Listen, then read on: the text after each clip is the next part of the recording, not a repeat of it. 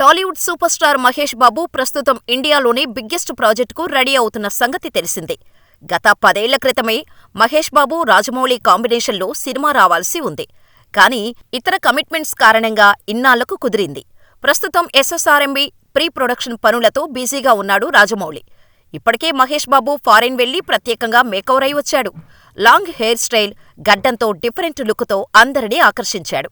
ఇప్పటివరకు మహేష్ బాబు కెరీర్లో ఏ సినిమాలో కూడా గడ్డంతో కనిపించలేదు. ఖచ్చితంగా ఈ కొత్త లుక్ అందరినీ అట్రాక్ట్ చేయడం గ్యారంటీ అని అనుకున్నారు. ఆల్మోస్ట్ ఎస్ఎస్ఎంబి 29 లుక్ ఇదేనని అంతా ఫిక్స్ అయ్యారు.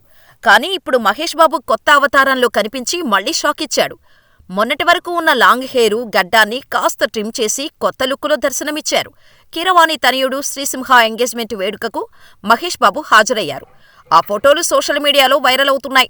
అందులో మహేష్ బాబు న్యూ లుక్లో కనిపించటంతో ఇదేంటి సడన్ గా ఈ మార్పు అనే ప్రశ్నలు వినిపిస్తున్నాయి. మహేష్ బాబు లుక్ ఇంకా ఫైనలైజ్ అవ్వలేదా అనే టాక్ ఊపందుకుంది.